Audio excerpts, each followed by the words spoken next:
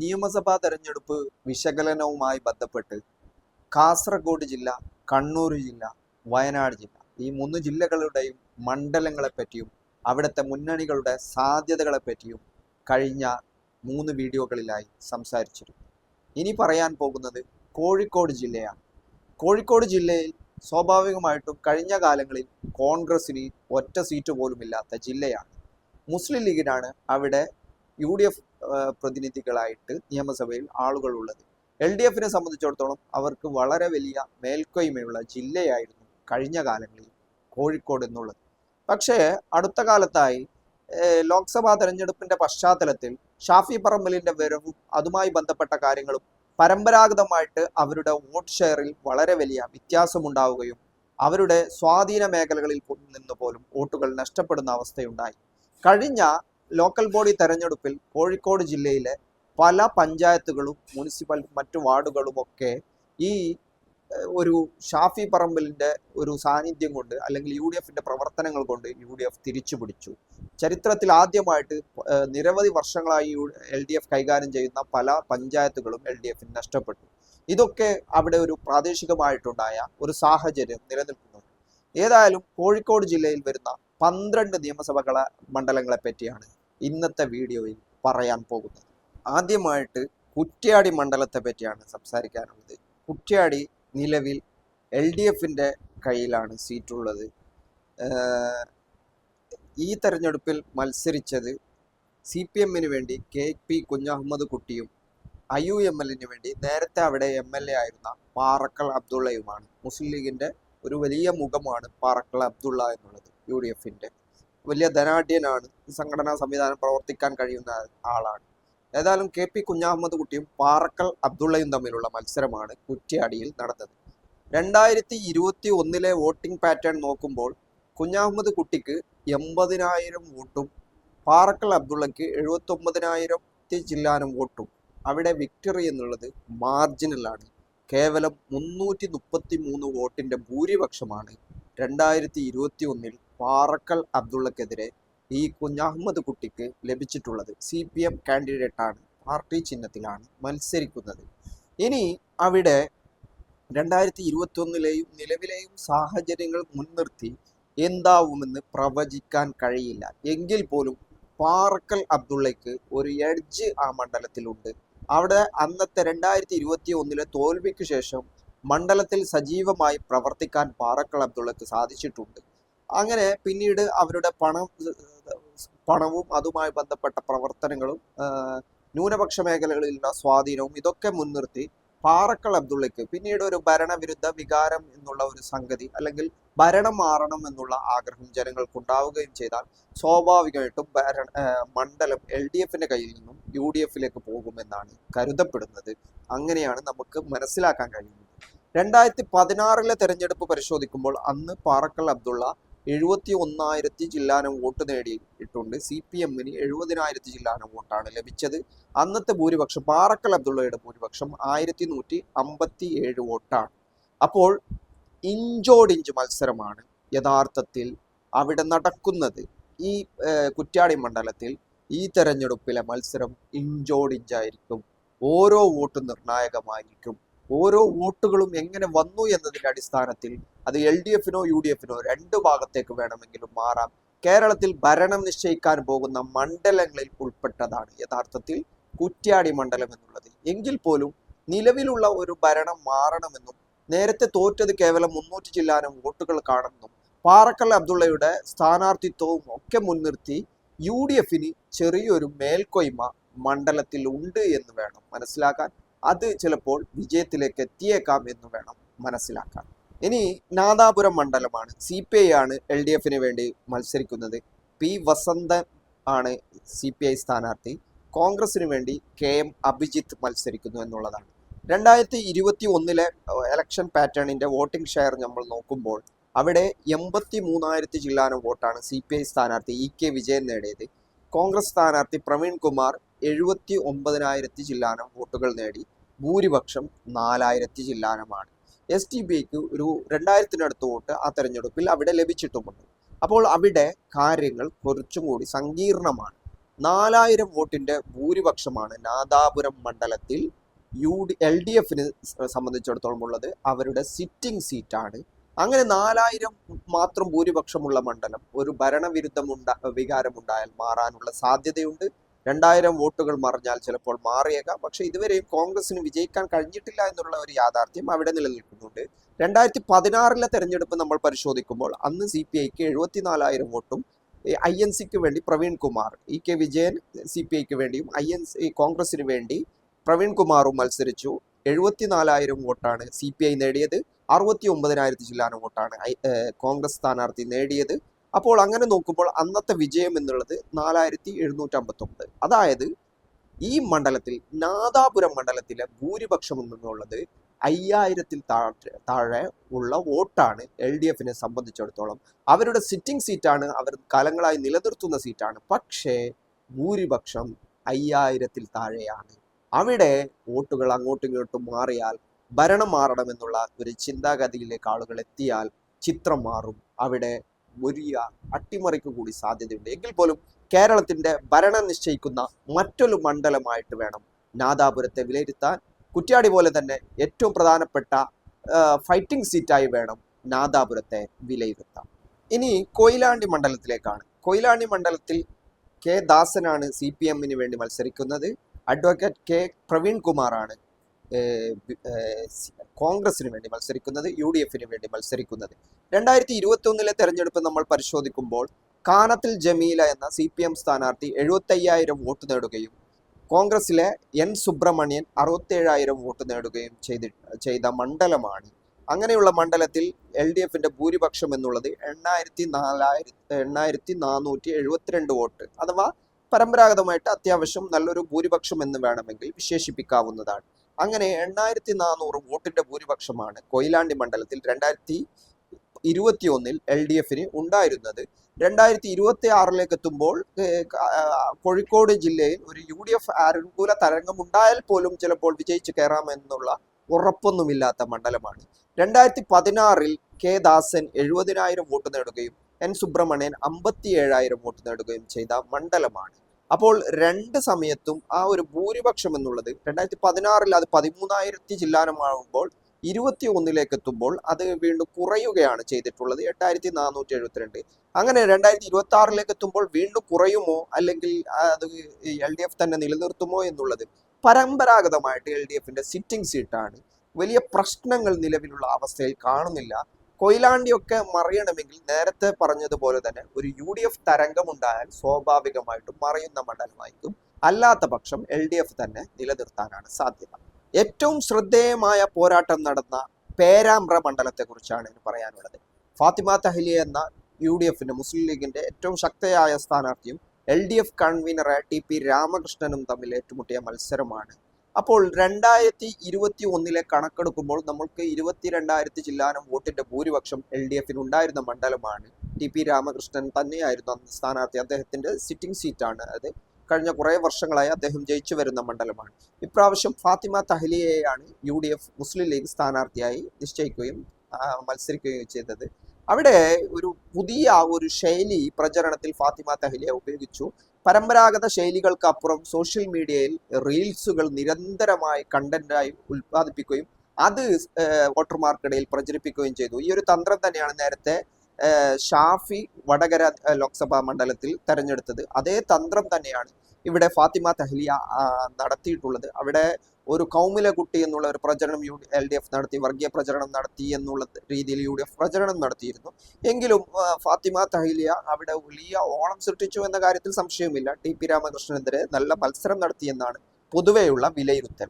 2021 തെരഞ്ഞെടുപ്പ് പരിശോധിക്കുമ്പോൾ TP രാമകൃഷ്ണന് 86,000 ചില്ലാനം വോട്ടും IUMLന്റെ CH ഇബ്രാഹിം കുട്ടിക്ക് 63,000 ചില്ലാനം വോട്ടുമാണ് കിട്ടിയത്. അപ്പോൾ അന്നത്തെ TP രാമകൃഷ്ണന്റെ ഭൂരിപക്ഷം 22,000 ചില്ലാനം വോട്ട്. 2016 വരുമ്പോൾ TP രാമകൃഷ്ണൻ 72,000 വോട്ടും കേരള കോൺഗ്രസ് മാണിയാണ് അന്ന് മത്സരിച്ചത് UDFിന് വേണ്ടി. മുഹമ്മദ് ഇക്ബാൽ 68,258 വോട്ട്. അപ്പോൾ അന്നത്തെ ഭൂരിപക്ഷം എന്നുള്ളത് 4,000 ചില്ലാനം വോട്ടാണ്. അപ്പോൾ 2016 4,000 ചില്ലാനം വോട്ടുണ്ടായിരുന്ന ഭൂരിപക്ഷം 2021 എത്തുമ്പോൾ 22,000 ആയിട്ട് മാറുകയാണ് ചെയ്തത്. ഇനി 11ലും LDF തന്നെ ജയിച്ച മണ്ഡലമാണ്. ഇപ്പോൾ UDFന് അനുകൂലമായ സാഹചര്യത്തിലും LDF നിലനിർത്തിയ മണ്ഡലമാണ്. നിലവിലുള്ള സാഹചര്യത്തിൽ 2016 ഭൂരിപക്ഷം നമ്മൾ പ്രത്യേകം ഓർക്കേണ്ടതുണ്ട്. അന്ന് 4000 ചില്ലാനമായിരുന്നു ഭൂരിപക്ഷം. പക്ഷേ ഇപ്പോൾ ഫാത്തിമ തഹ്ലിയ വരുന്നു. 2021 TP രാമകൃഷ്ണന്റെ ഭൂരിപക്ഷം 22,000 ചില്ലാനം വോട്ടാണ്. പക്ഷേ ഇവിടെ 4000 വോട്ട് നേരത്തെ ഉണ്ടായിരുന്ന ഈ നമ്പറിലേക്ക്, അല്ലെങ്കിൽ അവിടെ ഒരു ഭൂരിപക്ഷം കുറയുമെന്ന വിലയിരുത്തൽ LDF നടത്തുന്നുണ്ട്. പക്ഷെ മണ്ഡലം കൈവിടില്ല. UDFും മണ്ഡലം പിടിക്കുമെന്നുള്ള ഒരു അവകാശവാദം ഉന്നയിക്കുന്നില്ല. പക്ഷേ ഫാത്തിമ തഹ്ലിയ ശക്തമായിട്ട് മത്സരം നടത്തി എന്നതാണ്. അപ്പോൾ മറ്റൊന്നും സംഭവിച്ചില്ലെങ്കിൽ LDF തന്നെ നിലനിർത്താനാണ് സാധ്യത. ഇനി ബാലുശ്ശേരി മണ്ഡലത്തെ പറ്റിയാണ്. ബാലുശ്ശേരി സംവരണ മണ്ഡലമാണ്. KM സച്ചിൻ ദേവ് തന്നെയാണ് CPMന്റെ സിറ്റിംഗ് MLA ആണ് അവിടെ മത്സരിക്കുന്നത്. VT സൂരജാണ് കോൺഗ്രസിന് വേണ്ടി മത്സര രംഗത്ത് ഉണ്ടായിരുന്നത്. 2021 സച്ചിൻ ദേവ് 91,000 വോട്ട് നേടിയ മണ്ഡലമാണ്. അന്ന് ധർമ്മജനാണ് സച്ചിൻ ദേവിനെതിരെ മത്സരിച്ചത്. സിനിമാ താരം ധർമ്മജൻ ബോൾഗാട്ടി. അന്ന് 71,000 വോട്ടാണ് ധർമ്മജൻ നേടിയത് 91,000-നെതിരെ. അന്നത്തെ ഭൂരിപക്ഷം 20,000 വോട്ടാണ്. 2016 വരുമ്പോൾ അന്ന് പുരുഷൻ കടലുണ്ടിയാണ് CPMന് വേണ്ടി മത്സരിച്ചത്. 82,000 വോട്ട് നേടി. അന്ന് മുസ്ലിം ലീഗ് UC രാമനായിരുന്നു സ്ഥാനാർത്ഥി. 67,450 വോട്ടാണ് അന്ന് നേടിയത്.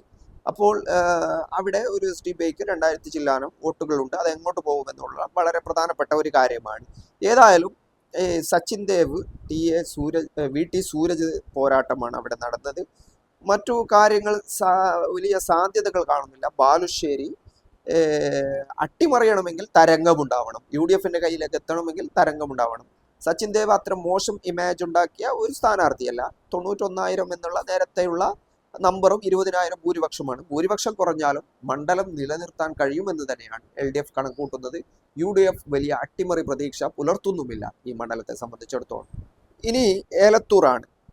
വിദ്യാ Balakrishnan Congress, T Devdas BJP, AK Saseendran NCP ആണ് LDFന് വേണ്ടി മത്സരിക്കുന്നത്. AK ശശീന്ദ്രനാണ് NCP സ്ഥാനാർത്ഥിയായി മത്സരിക്കുന്നത്. AK ശശീന്ദ്രൻ നിലവിലുള്ള മന്ത്രിസഭയിലൊക്കെ ഉണ്ടായിരുന്ന ആളാണ്. ഏലത്തൂർ മണ്ഡലത്തിൽ 2021 AK ശശീന്ദ്രൻ 83,000 ചില്ലാനം വോട്ടാണ് നേടിയത്. അന്ന് സുൽഫിക്കർ മയൂരിയാണ് DCK സ്ഥാനാർത്ഥിയായി മത്സരിച്ചത്. 45,000 ചില്ലാനം വോട്ടാണ് നേടിയത്. അപ്പോൾ ശശീന്ദ്രന്റെ ഭൂരിപക്ഷം 38,000 വോട്ടാണ്. 2016 AK ശശീന്ദ്രൻ 76,000 ചില്ലാനം വോട്ട് നേടുകയും JDU ആണ് അന്ന് UDFന് വേണ്ടി മത്സരിച്ചത്. കിഷൻ ചന്ദ് 47,400 ചില്ലാനം വോട്ടാണ്. BJPയെ സംബന്ധിച്ചിടത്തോളം അവർക്ക് നല്ല വോട്ടുള്ള മണ്ഡലമാണ്. 29,000 ചില്ലാനം വോട്ട് 2016 നേടുകയും 2021 എത്തുമ്പോൾ 32,000 അത് വർദ്ധിപ്പിക്കുകയും ചെയ്തിട്ടുണ്ട്. അവിടെ BJP എന്തെങ്കിലും രീതിയിലുള്ള മറ്റു കളികൾക്ക് നിൽക്കുമോ എന്ന് കണ്ടറിയേണ്ട കാര്യമാണ്. കാരണം T ദേവദാസ് എന്ന BJP സ്ഥാനാർത്ഥി മത്സരിച്ചിട്ടുണ്ട്. എങ്കിലും വോട്ട് ഷെയർ എത്രയാണെന്ന് കണ്ടറിയേണ്ടതാണ്. ഏതായാലും LDFന്റെ പക്ക സീറ്റ് തന്നെയാണ്. AK ശശീന്ദ്രൻ നിലനിർത്താൻ തന്നെയാണ് സാധ്യത. ഭൂരിപക്ഷം എത്രയാണ് എന്നത് മാത്രമാണ് എലത്തൂർ മണ്ഡലത്തെ പറ്റി സംസാരിക്കേണ്ടതായിട്ടുള്ള കാര്യം. ഇനി കോഴിക്കോട് നോർത്ത് മണ്ഡലത്തെ പറ്റിയാണ്. 2026 നിയമസഭാ തെരഞ്ഞെടുപ്പിൽ കോഴിക്കോട് നോർത്തിൽ മത്സരിച്ചത് CPMന്റെ തോട്ടത്തിൽ രവീന്ദ്രൻ എന്ന സ്ഥാനാർത്ഥിയാണ്. കോൺഗ്രസിന് വേണ്ടി അഡ്വക്കേറ്റ് K ജയകാന്താണ് മത്സരിച്ചത്. അപ്പോൾ 2021 തെരഞ്ഞെടുപ്പ് നമ്മൾ പരിശോധിക്കുമ്പോൾ തോട്ടത്തിൽ രവീന്ദ്രൻ 59,000 വോട്ടും KM അഭിജിത്ത് എന്ന കോൺഗ്രസ് സ്ഥാനാർത്ഥി 46,000 ചില്ലാനം വോട്ട് നേടിയ മണ്ഡലമാണ്. അന്നത്തെ ഭൂരിപക്ഷം LDFന്റെ ഭൂരിപക്ഷം 12,928, ഏകദേശം 13,000-അടുത്ത് വോട്ടാണ് ഭൂരിപക്ഷം. 2016 തെരഞ്ഞെടുപ്പിൽ A പ്രദീപ് കുമാർ 64,000 വോട്ടും PM സുരേഷ് ബാബു കോൺഗ്രസിന്റെ 36,000 വോട്ടും നേടിയതാണ്. അന്ന് BJP 29,000 വോട്ട് ആ മണ്ഡലത്തിൽ നേടുകയും 2021 അത് 30,000 വർദ്ധിപ്പിക്കുകയും ചെയ്തിട്ടുണ്ട്. ഏതായാലും LDFന്റെ സിറ്റിംഗ് സീറ്റാണ്. നേരത്തെ ഉണ്ടായിരുന്ന 27,000 എന്ന ഭൂരിപക്ഷം കഴിഞ്ഞ തവണ 12,000 ചില്ലാനമാക്കി കുറക്കാൻ സാധിച്ചിട്ടുണ്ട് എന്നതാണ്. എങ്കിൽ പോലും അവിടെ കോൺഗ്രസിന് ഒരു തിരിച്ചുവരവ് ഉണ്ടാവുമോ എന്നുള്ളത് സംശയമാണ്. LDF തന്നെ നിലനിർത്താനാണ് സാധ്യത കൽപ്പിക്കപ്പെടുന്നത്. കോഴിക്കോട് നോർത്ത് എല്ലാ കാലത്തും LDFന്റെ കയ്യിലെ സുരക്ഷിത മണ്ഡലമായിരുന്നു. ഒരു തരംഗമുണ്ടായാൽ പോലും അത് മറിഞ്ഞു വീഴാനുള്ള സാധ്യതകൾ കാണുന്നില്ല എന്നതാണ് യഥാർത്ഥം. ഏതായാലും അവിടെയും ഒരു LDF നിലനിർത്താൻ തന്നെയാണ് നമ്മൾ കാണുന്ന സാധ്യത. ഇനി കോഴിക്കോട് സൗത്ത് കഴിഞ്ഞ തവണ മന്ത്രിയായിരുന്ന INL-ന്റെ പ്രമുഖനായ നേതാവ് അഹമ്മദ് ദേവർകോവിലാണ് LDF സ്ഥാനാർത്ഥിയായി മത്സരിക്കുന്നത്. INL-നെ പ്രതിനിധീകരിച്ച് മുസ്ലിം ലീഗിന്റെ ഫൈസൽ ബാബു, മുസ്ലിം ലീഗിന്റെ ഏറ്റവും പ്രധാനപ്പെട്ട നേതാവാണ് ഫൈസൽ ബാബുവും ആണ് UDF സ്ഥാനാർത്ഥിയായിട്ട് ഉള്ളത്. 2021 തെരഞ്ഞെടുപ്പിൽ ദേവർകോവിൽ 52,000 വോട്ട് നേടിയാണ് മണ്ഡലത്തിൽ വിജയിച്ചത്. ഇന്ന് മുസ്ലിം ലീഗിൽ വലിയ വിമത പ്രശ്നമായിരിക്കുന്ന നൂർബിന റഷീദ് 40,000 വോട്ടാണ് നേടിയത്. BJPക്ക് 24,000 വോട്ട് ആ മണ്ഡലത്തിൽ ഉണ്ടായിരുന്നു. ഏതായാലും ഇത്തവണ ഫൈസൽ ബാബുവിലൂടെ മണ്ഡലം തിരിച്ചുപിടിക്കാമെന്നാണ് UDF കണക്ക് കൂട്ടുന്നത്, മുസ്ലിം ലീഗ് കണക്ക് കൂട്ടുന്നത്. 2016 MK മുനീറാണ് മത്സരിച്ചത്. 49,000 വോട്ട് മുനീർ നേടിയിരുന്നു. അന്ന് അബ്ദുൾ വഹാബാണ് INL-ന് വേണ്ടി മത്സരിച്ചത്. 43,000 ചില്ലാനം വോട്ട്. BDJS അന്ന് BJP അല്ല, 19,000 ചില്ലാനം വോട്ടാണ് അന്നുണ്ടായിരുന്നത്. 2011 MK മുനീറിന്റെ സിറ്റിംഗ് സീറ്റായിരുന്നു. 47,000 വോട്ട്. CPM-ന്റെ സിഫി മുസഫർ അഹമ്മദ് മത്സരിച്ച മണ്ഡലം. അപ്പോൾ ഈ പ്രാവശ്യം ഫൈസൽ ബാബുവിലൂടെ നേരത്തെ MK മുനീറിന്റെ കയ്യിലുണ്ടായിരുന്ന മണ്ഡലം, നൂർബിന റഷീദിലൂടെ നഷ്ടപ്പെട്ട മണ്ഡലം വീണ്ടും ഫൈസൽ ബാബുവിലൂടെ തിരിച്ചു പിടിക്കാമെന്നാണ് UDF കണക്ക് കൂട്ടുന്നത്, മുസ്ലിം ലീഗ് കണക്ക് കൂട്ടുന്നത്. അഹമ്മദ് ദേവർകോവിൽ ആണ് LDF സ്ഥാനാർത്ഥി INL-നെ പ്രതിനിധീകരിച്ച്. എങ്കിൽ പോലും UDF-ന് തിരിച്ചു പിടിക്കാൻ കഴിയുന്ന ഒരു മണ്ഡലമാണ്. കഴിഞ്ഞ തവണ 12,000 ചില്ലാനം വോട്ടിന്റെ ഭൂരിപക്ഷം ഉണ്ടായി. അത് നൂർബിന റഷീദിന്റെ സ്ഥാനാർത്ഥിത്വവുമായി ബന്ധപ്പെട്ട് വലിയ വോട്ടിംഗ് ഷിഫ്റ്റ് ഉണ്ടായതാണ്. അതിൽ BJP-യും അവിടെ ശക്തമായിട്ടുണ്ട്. എങ്കിൽ പോലും അവിടെ ഒരു ഭരണമാറ്റം ഉണ്ടാവണം എന്നുള്ള ആഗ്രഹം ജനങ്ങൾ പ്രകടിപ്പിക്കുകയും ദേവർകോവിലിന് വോട്ട് നിലനിർത്താൻ കഴിയാതിരിക്കുകയും ചെയ്താൽ വീണ്ടും അത് ലീഗിലേക്ക് തന്നെ മടങ്ങാനുള്ള സാധ്യതകൾ കൂടുതലുള്ള ഒരു മണ്ഡലമാണ്. ഇനി സംസ്ഥാനത്ത് തന്നെ ഏറ്റവും ശ്രദ്ധേയമായ പോരാട്ടം നടത്തിയ ബേപ്പൂർ മണ്ഡലത്തെ പറ്റിയാണ്. ബേപ്പൂരിൽ മുഹമ്മദ് റിയാസും PV അൻവറുമാണ് നേരിട്ടുള്ള മത്സരമാണ്. ഏറ്റവും ശക്തമായ മത്സരം നടന്നു എന്നാണ് മാധ്യമങ്ങൾ പറയുന്നത്. വളരെ വലിയ പ്രചരണങ്ങൾ, റിയാസിനെ ടാർഗറ്റ് ചെയ്തുകൊണ്ട് മരുമോൻ വിളിയും റിയാസ് എന്ന വ്യക്തിയെ അധിക്ഷേപിച്ചുകൊണ്ട് വളരെ വലിയ പ്രകോപനപരമായ രീതിയിലാണ് PV അൻവർ ഈ മത്സരത്തെ കണ്ടത്. പിണറായി വിജയനെയും മരുമോനും എന്നുള്ള നിലക്കാണ് PV അൻവർ ഈ മത്സരത്തെ വിശേഷിപ്പിച്ചത്. അങ്ങനെ വളരെ ശക്തമായ ഒരു മത്സരം നടന്നു എന്നാണ് പൊതുവെയുള്ള വിലയിരുത്തൽ. ഏതായാലും PA മുഹമ്മദ് റിയാസും PV അൻവറും തമ്മിലുള്ള മത്സരം അതിശക്തമായി നടന്നപ്പോൾ മറ്റൊന്നും സംഭവിച്ചില്ല എങ്കിൽ മുഹമ്മദ് റിയാസ് ജയിക്കാൻ തന്നെയാണ് സാധ്യത. മറ്റുള്ള സാധ്യതകൾ അവിടെയില്ല. ഈ PV അൻവറിനെ തന്നെ UDF കൊണ്ടുവന്നത് കാരണം അൻവറിനെ എവിടെയെങ്കിലും അക്കോമഡേറ്റ് ചെയ്യണോ. അപ്പോൾ റിയാസ് അവിടെ ഏതായാലും ജയിക്കാൻ പോവുകയാണ്. അൻവർ അവിടെ ഒരു ശല്യമായി തീരട്ടെ എന്ന് ഉദ്ദേശിച്ചാണ് UDF അത്തരത്തിലുള്ള ഒരു കാര്യം ചെയ്തത്. ബേപ്പൂരിൽ നേരത്തെ തന്നെ പിണറായിസത്തിനെതിരെയും മരുമോനിസവും ഒക്കെ പറഞ്ഞ് രംഗത്ത് വന്നിരുന്ന PV അൻവറിനെ ആ ദൗത്യം ഏൽപ്പിക്കുകയായിരുന്നു. അത് തന്നെ അവിടെ പറഞ്ഞാൽ മതി എന്നുള്ളതായിരുന്നു PV അൻവറിന്റെ സമീപനം എന്നുള്ളത്. അത് പ്രചരണമായുധമാക്കുകയായിരുന്നു. പക്ഷേ അവിടെ എന്ത് സംഭവിച്ചാലും കഴിഞ്ഞ തവണ മുഹമ്മദ് റിയാസ് 82,000 വോട്ടും കോൺഗ്രസിന് വേണ്ടി PM നിയാസ് 53,000 വോട്ടും നേടിയ മണ്ഡലമാണ്. BJPക്കും നല്ല വോട്ടുള്ള മണ്ഡലം. SDPIക്ക് 2,000 ചില്ലാനം വോട്ടുകളും അവിടെയുണ്ട്. 2016 സംബന്ധിച്ചിടത്തോളം അന്ന് CPM-ന്റെ VKC മുഹമ്മദ് കോയ 69,000 വോട്ടും കോൺഗ്രസിന്റെ അബ്ദുൾ മുൽസിയം 51,000 വോട്ടുമാണ് നേടിയിട്ടുള്ളത്. ഏതായാലും CPM-ന്റെ കാലങ്ങളായിട്ടുള്ള സിറ്റിംഗ് മണ്ഡലമാണ്.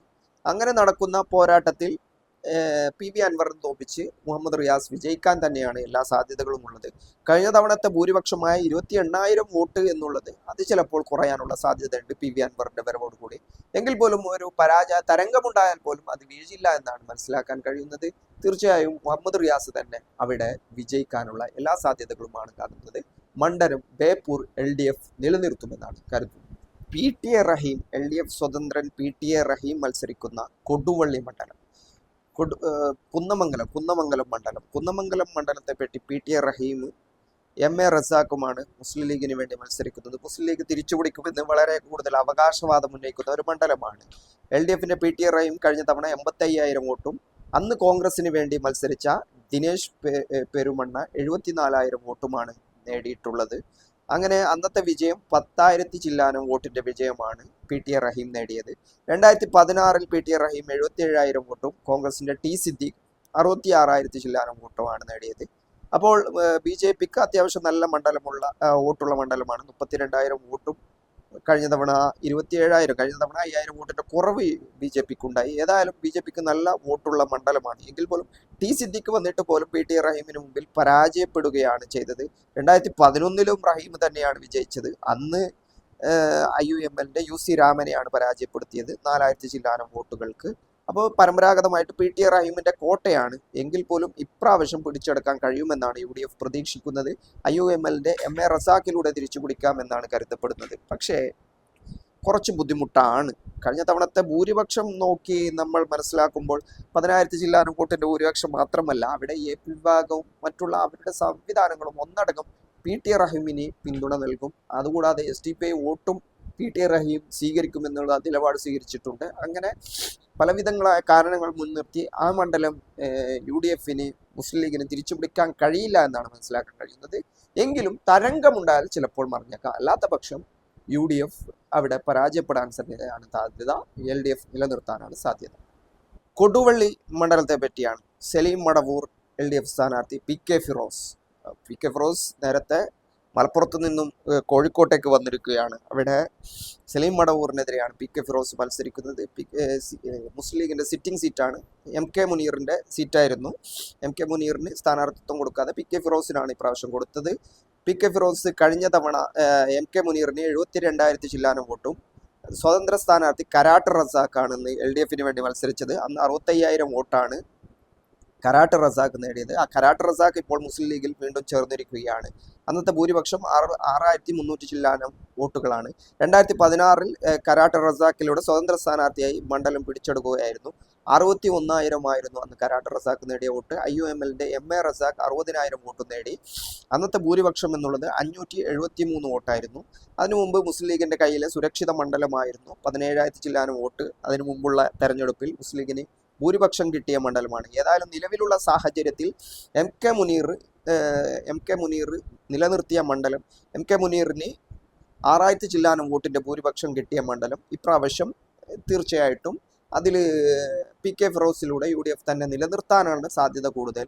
വലിയ മറ്റു സാധ്യതകളൊന്നും കാണുന്നില്ല എന്നുള്ളതും. LDFന്റെ സലീം മടവൂർ എന്ന സ്ഥാനാർത്ഥിയാണ് LDFന് വേണ്ടി മത്സരിക്കുന്നത്. അതിനെ മറികടന്ന് PK ഫിറോസ് മണ്ഡലം നിലനിർത്താനാണ് നിലവിലുള്ള സാഹചര്യത്തിൽ സാധ്യതയുള്ളത്. തിരുവമ്പാടി മുസ്ലിം ലീഗിന്റെ കയ്യിൽ നിന്നും പോയ മണ്ഡലം. ലിൻഡോ ജോസഫ് തന്നെയാണ് CPM സ്ഥാനാർത്ഥി. CK കാസ്ലിം ആണ് മുസ്ലിം ലീഗിന്റെ സ്ഥാനാർത്ഥി എന്നുള്ളത്. 2021 തെരഞ്ഞെടുപ്പിൽ ലിൻഡോ ജോസഫ് 67,000 വോട്ടും IUMLന്റെ ചെറിയ മുഹമ്മദ് 63,000 ചില്ലാനം വോട്ടുകളുമാണ് നേടിയത്. BJPക്ക് ഒരു 7,000-8,000 അടുത്ത് വോട്ടുണ്ട്. 2016 തെരഞ്ഞെടുപ്പിൽ ജോർജ് തോമസ് CPM സ്ഥാനാർത്ഥി 62,000 വോട്ടും IUMLന്റെ VM ഉമ്മർ 69,000 വോട്ടും നേടിയ മണ്ഡലമാണ് അന്ന് LDFന് പോയ മണ്ഡലം. മുസ്ലിം ലീഗിന് തിരിച്ചു പിടിക്കാൻ കഴിഞ്ഞിട്ടില്ല. 2011 അവസാനം മുസ്ലിം ലീഗ് വിജയിച്ചത്. അന്ന് 56,000 വോട്ടാണ് മോയിൻകുട്ടി മുസ്ലിം ലീഗിന്റെ നേടിയത്. അന്ന് CPMന്റെ ജോർജ് M തോമസ് 52,000 വോട്ടാണ് നേടിയത്.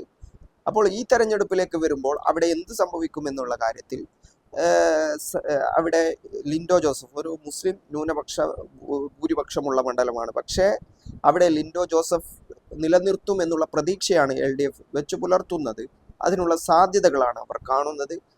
നേരത്തെ ഉണ്ടായിരുന്ന 4,000 ചില്ലാനം വോട്ടിന്റെ ഭൂരിപക്ഷം എന്നുള്ളത് അത് ചെറിയ കുറവ് വന്നാലും LDF തന്നെ നിലനിർത്തുമെന്നാണ് LDF പ്രതീക്ഷിക്കുന്നത്. മുസ്ലിം ലീഗ് തിരിച്ചുപിടിക്കുമെന്ന് അവകാശപ്പെടുന്നുണ്ട്. എങ്കിൽ പോലും അത് എത്രത്തോളം സാധ്യമാകുമെന്ന് കണ്ടറിയേണ്ട കാര്യമാണ്. പ്രത്യേകിച്ചും ഈ ക്രിസ്ത്യൻ മേഖലകളിൽ UDFിലേക്ക് ആ വോട്ടുകൾ വരുമോ, മുസ്ലിം ലീഗിലേക്ക് വരുമോ എന്നുള്ളതാണ് ഏറ്റവും പ്രധാനപ്പെട്ട ചോദ്യം. എങ്കിലും നിലവിലുള്ള സാഹചര്യത്തിൽ ഭരണവിരുദ്ധ വികാരമുണ്ടായി UDF തരംഗമുണ്ടായാൽ UDFന്റെ കയ്യിലേക്ക് പോകുകയും അല്ലാത്ത പക്ഷം സച്ചിൻ ദേവ് തന്നെ നിലനിർത്താനുള്ള സാധ്യതകളുമാണ് കാണുന്നത്. കോഴിക്കോട് ജില്ലയിലെ മണ്ഡലങ്ങളെ പറ്റിയാണ് ഇന്ന് നമ്മൾ സംസാരിച്ചത്.